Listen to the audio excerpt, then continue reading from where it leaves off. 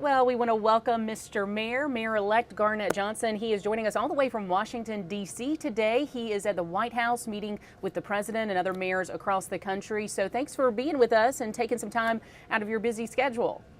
Thank you so much for having me. Really excited. It's a little cooler here than it is back home. So thank you. Yeah, I bet. I think that cool air is moving our way. But tell us, what brings you to D.C. today? What did the president call you guys up there to discuss? Yeah, it's been a great day coordinated by the U.S. Conference of Mayors, newly elected mayors, to learn more about the Biden administration and some of the great programs that he's offered through the American Rescue Plan, as well as the Build Better America and the infrastructure bill. So it's been a great day collaborating with other newly elected mayors, and it's been a full day. So what did you guys talk specifically about? Was it more of the broad plan, or how we can access those funds and sort of what we need at the city level for like more of a mid-sized city like Augusta? It was a broad plan, but it addressed all the specific needs and issues that we're facing back in Augusta. We talked about homelessness.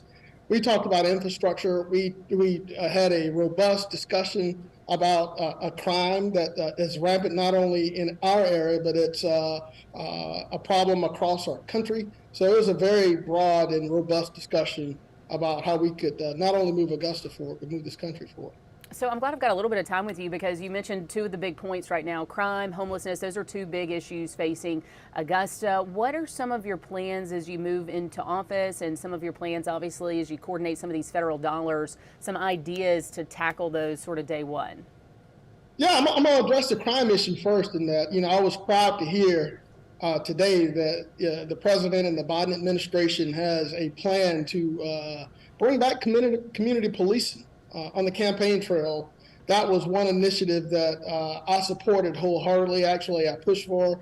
As you know, I grew up down in East Augusta, where I remember fondly that we didn't have an adversarial relationship with law enforcement. It was friendly in that we knew the officers that were patrolling our neighborhoods, in our streets. And I think we need to bring that fund in to make sure that we get that re-engaged again, as well as addressing the pay need and the discrepancies for our law enforcement officers in Richmond County, making sure that the funding is adequate for us to hire and retain some great officers.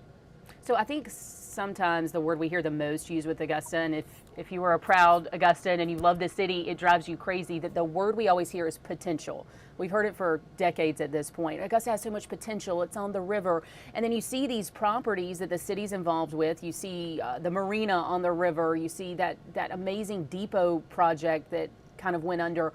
What are some of your ideas to take Augusta from potential to, wow, that Augusta, sort of like Greenville has? Yeah, and I think we're going to start in small bites. One of the most significant investments in renovations you could do to your home is a 5-gallon bucket of paint. One thing we need to do in Augusta is we need to clean our city up. As you know, our roadways are filled with litter all over the place. We have to reinstill this passion and this desire to be confident to call ourselves Augustans. So I want to start with what I consider low-hanging fruit.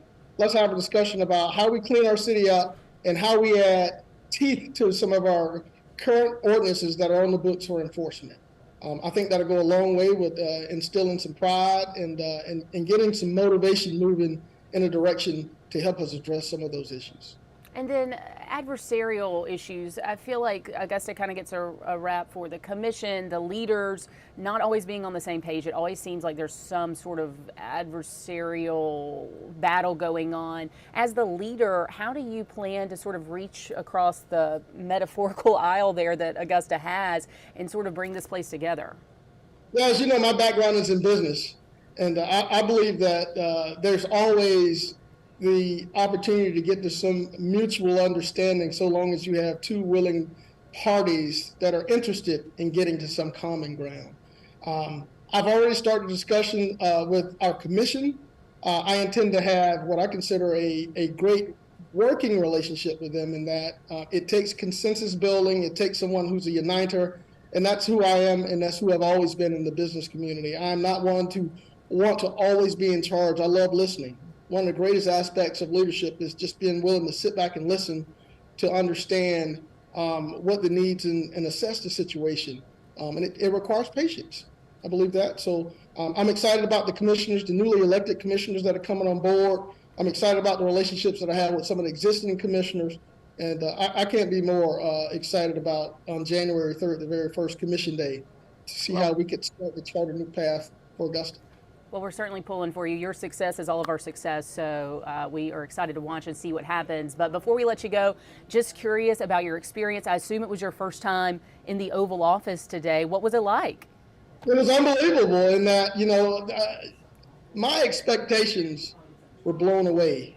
Never had the idea or the dreams of spending so much quality time with the sitting president, and one that not only gave us a personal tour of the Oval Office, but he took us to some of the more personal spaces within the West Wing, and the experience has just been phenomenal. Also enjoyed thoroughly meeting with other newly elected mayors across this nation that similarly have the same problems and the same issues, that we're just having a broad conversation about how we can make improvements. I feel confidently that this trip has been meaningful, has been beneficial, and that I've learned more about the programs that I feel will add some value back to Augusta, and just bringing these discussions back and brainstorming and sitting at a table to see how we can make Augusta better. You're right, to get past the potential to do something. It's time to do something. Absolutely. Yeah, I think we're all ready for that. Well, thank you so much for carving out some time with us and being here with us today. And we'll definitely look forward to following up and seeing some of those dollars as they flow our way, what the plan is in Augusta. Thank you so much. I appreciate this opportunity. All right. Have a Merry Christmas. Thank you. You too.